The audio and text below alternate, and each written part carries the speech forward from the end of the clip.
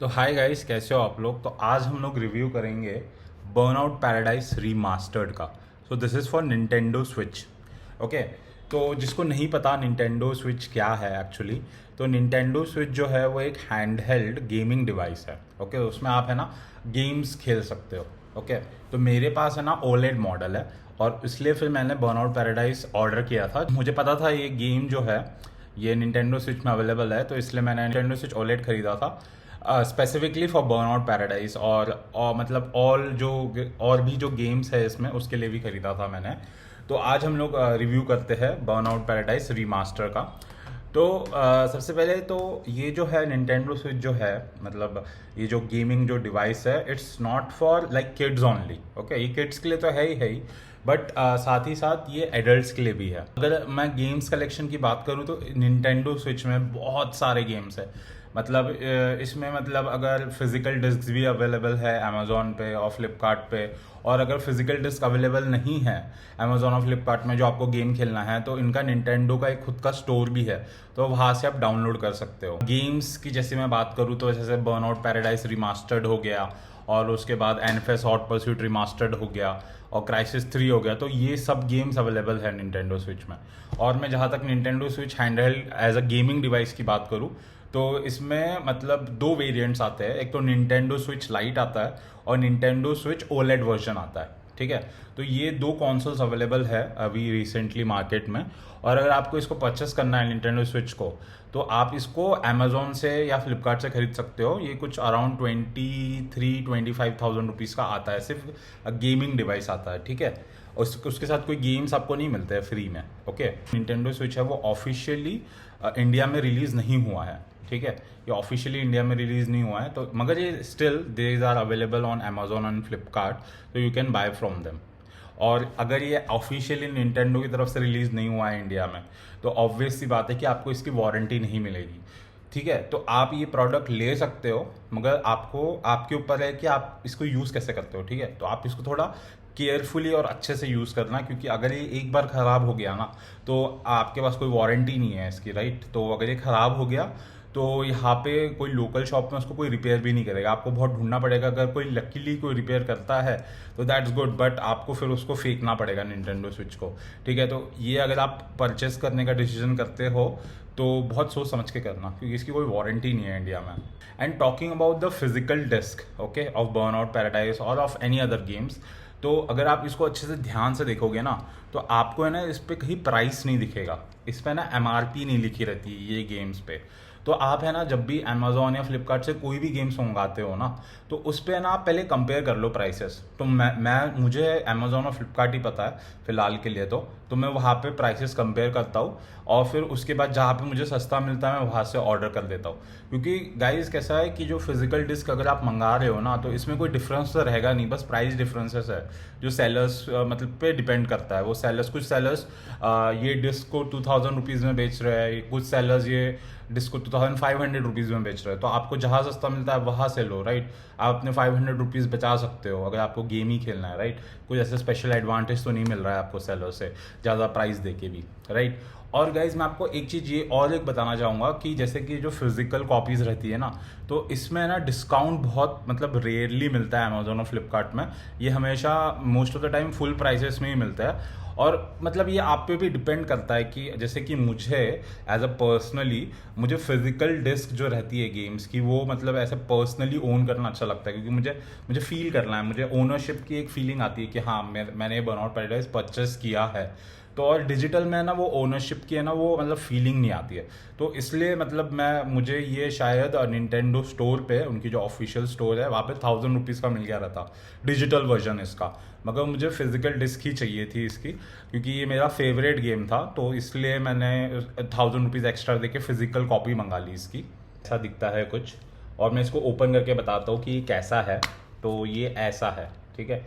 तो आपको ये जो दिख रहा है ना छोटा सा, तो इसको हम लोग गेम कार्ड बोलते हैं, ठीक है। तो मैं आपको बताता हूँ कि ये गेम कार्ड कैसे दिखता है।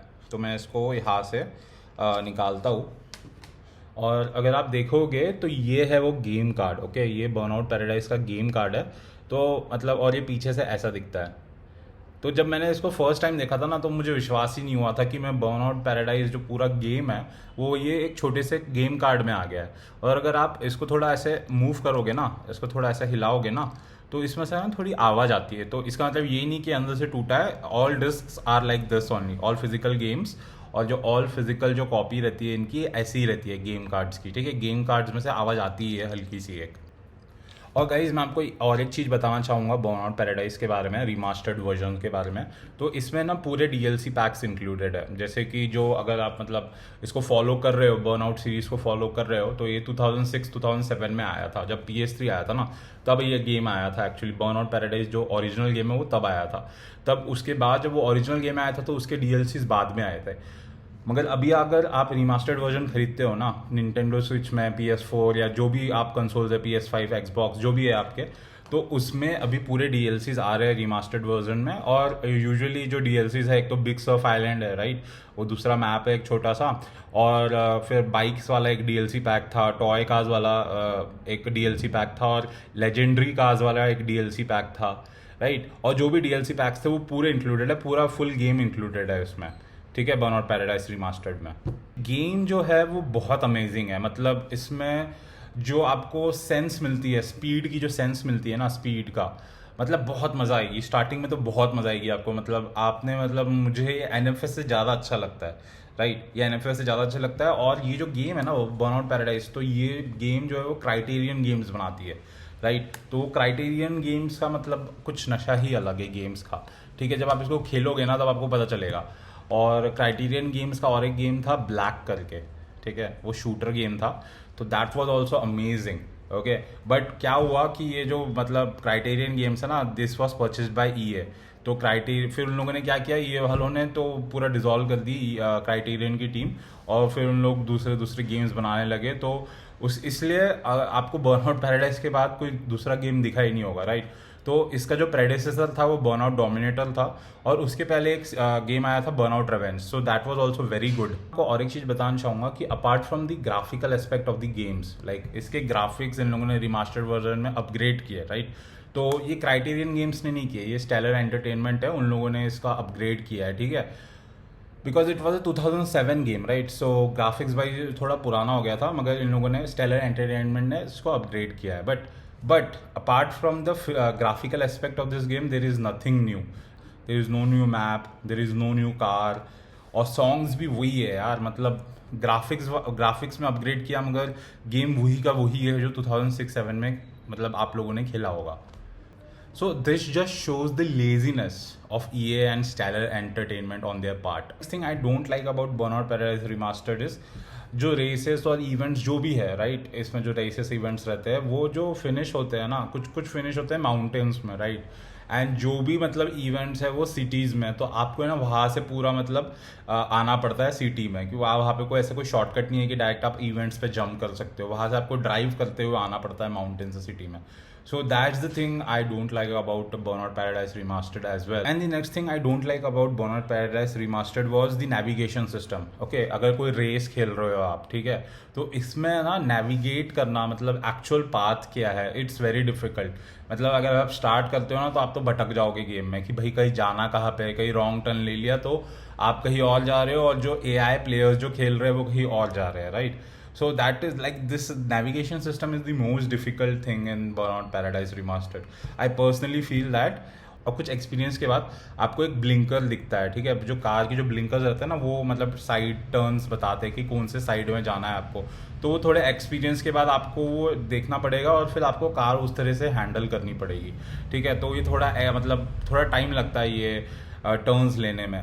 और वैसे भी मैंने ये गेम अभी तक फिनिश नहीं किया है, मगर जैसे जैसे आप प्रोग्रेस करते जाओगे ना गेम में, तो ये गेम जो है वो प्री डिफिकल्ट है actually, pretty annoying in the latest stages of the game. तो गाइज मैं आपको और एक चीज़ बताना चाहूँगा कि जो मुझे बर्नआउट पैराडाइज रिमास्टर्ड में अच्छी नहीं लगी, वो ये है कि इसमें ना जब आप ये गेम को स्टार्ट करोगे ना, तो ये गेम में है ना मतलब गन्स एंड रोजेस का एक बर्नआउट सिटी वाला सॉन्ग है, तो वो लूप में चलता रहता है यार। मतलब स्टार्टिंग में जब आप गेम खेलोगे ना तो आपको बहुत सही लगेगा। क्या ऐसा उसकी लिरिक्स ऐसी कुछ है ना, take me down to the burn out city where the girls are pretty and the, जो भी है मतलब वो भी जो सॉन्ग है उसका, तो स्टार्टिंग में बहुत अच्छा लगता है राइट, मगर फिर बाद में जब आप मतलब उसको लेटर स्टेजेस में पहुंचते हो ना गेम के, तो आपको वो गाना है ना इरिटेट करता है। मतलब developers didn't think this through that एक ही एक गाना वो प्ले करते रहेंगे तो कितना मतलब फ्रस्ट्रेटिंग हो जाएगा राइट। तो मैं जब भी अपना गेम प्ले कर, अगर मुझे बर्नआउट पैराडाइज खेलना है तो मैं जब गेम स्टार्ट करता हूँ ना, तो अपना निंटेंडो स्विच का वॉल्यूम 0 कर देता हूँ,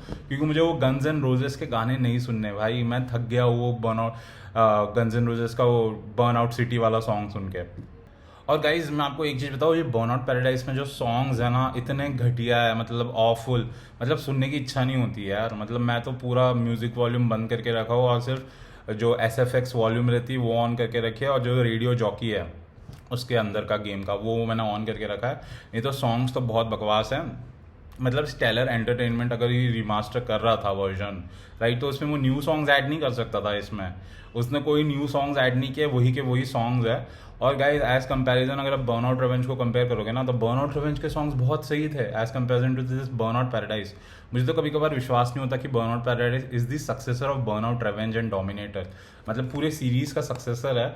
और सबसे घटिया गेम यही है एक्चुअली में, अगर आप देखोगे तो सॉन्ग्स वाइज राइट। और गाइज इसमें ना सबसे मतलब बेकार चीज़ मुझे क्या लगी पता है बर्नआउट पैराडाइज में, कि ओपन वर्ल्ड और awful songs, तो this just ruined the reputation of burnout series I think, because इसके पहले के जो बर्नआउट के जो गेम्स थे तो उसमें है ना मतलब जो ट्रैक था राइट, तो वो एक कवर्ड ट्रैक था, मतलब आपको डायरेक्शंस बताता था वो कि आपको यहाँ जाना है वहाँ जाना है। यहाँ पे ओपन वर्ल्ड है ना, तो this success just ruined the series. और मेरे ख्याल से इसलिए हमको बर्नआउट के बाद कोई दूसरा गेम नहीं दिखना मिलेगा बर्नआउट का। और मैं सही बताऊँ गाइस, तो ये जो बर्नआउट गेम है ना, तो it's more about crashes as comparison to completing the events. और गाइस मैंने इसकी फिजिकल डिस्क खरीदी, तो मैं एटलीस्ट एक्सपेक्ट कर रहा था कि मुझे एक फिजिकल मैप मिले, जो वर्ल्ड है इसमें उसका फिजिकल मैप मिले। मगर अगर आप देखोगे तो पूरा खाली पड़ा है, कुछ भी नहीं है इसमें। ये तो बिल की कॉपी है। और अगर आप देखोगे तो ये पैम्पलेट्स दिए है, तो EA के 2 नए गेम्स आ रहे हैं कुछ तो भी, तो उसके इन लोगों ने पैम्पलेट्स दिए है। तो और यहाँ पे मतलब इन लोगों ने कुछ भी नहीं दिया है, कुछ बुक वगैरह कुछ तो दे सकते थे इन लोग राइट। मतलब सीरियसली यार, this shows how lazy Stellar Entertainment and EA are. मतलब EA सिर्फ पैसा कमा रहा है मेमोरीज पे आपके, मतलब आपको बर्नआउट खेलना है तो आप ये बर्नआउट ले लो, बस नया गेम तो नहीं देने वाला है EA। एक चीज़ मुझे बर्नआउट पैराडाइज में अच्छी नहीं लगी, वो है स्पॉटिफाई का इंटीग्रेशन। मतलब अगर आपको अपने सॉन्ग सुनने तो आप अपने सॉन्ग सुन भी नहीं सकते हो इसमें। और guys this is not negative point, but there are no real cars in burnout okay. So अगर आपको बर्नआउट पैराडाइज के बारे में नहीं पता होगा तो इसमें रियल कार्स नहीं रहते हैं। तो that was the foundation of burnout games and that is acceptable, because इसमें जो क्रैशेस होते हैं बर्नआउट में, सो वो एकदम रियलिस्टिक होते हैं और एकदम एक्सट्रीम क्रैशेस होते हैं। तो I don't think companies will allow such crashes to show in the video games right.